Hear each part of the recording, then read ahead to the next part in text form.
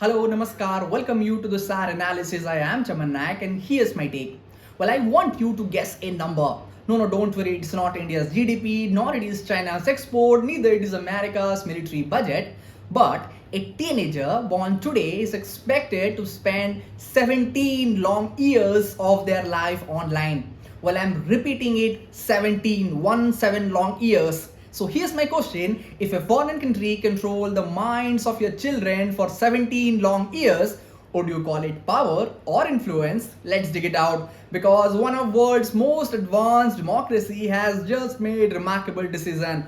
United Kingdom is preparing to restrict social media access for children under the age of 16, and that implications could go far beyond Britain. Well, this is a story about power, this is a story about attention, this is a story about behavior, and most importantly, this is the story about the future of nation.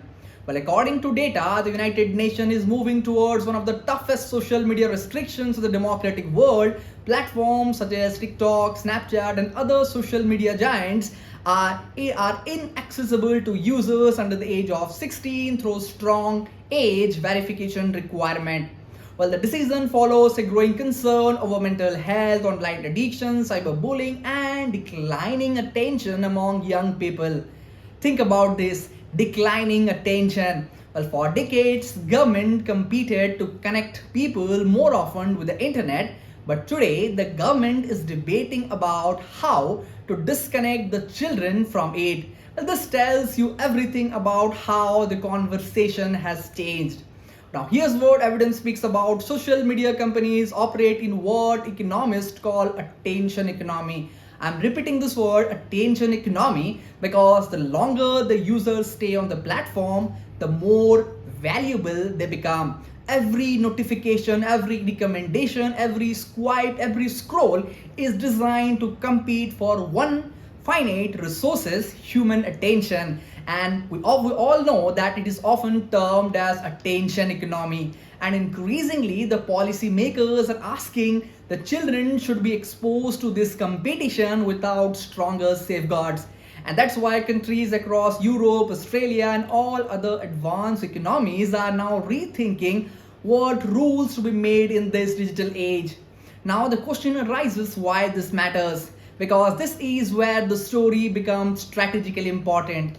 We all know that India is the largest youth of population in the world. More than 800 million Indians are connected to internet. At the same time, India wants to become a developed economy, a technological powerhouse, and eventually one of the defining superpower of 21st century. Now here what the game changes. Now here was the reality that is often ignored.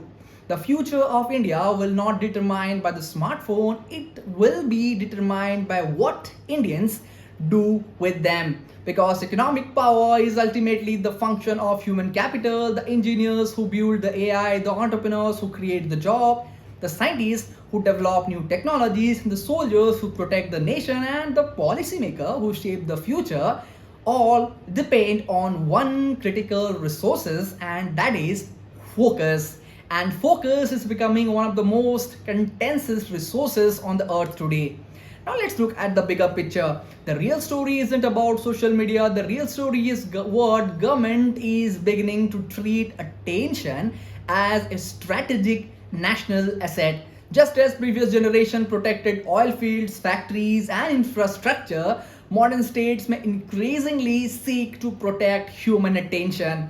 Because in the age of artificial intelligence, the country with the most focused population may gain the greatest advantage. Now here's my take. The UK decision should be viewed as not be viewed as anti-technology, it should be viewed as a warning. Technology can accelerate the progress for sure, but technology can also amplify distractions. India should not blindly cope with the Western regulation, but India should absolutely study the underlying concern. Because if it is raised to become superpower, it's not just about who developed the best technology, it is about who develops the best people, and the race has already begun. Well, that's all from today's analysis. I will be back with another episode. Till then, thank you for watching this.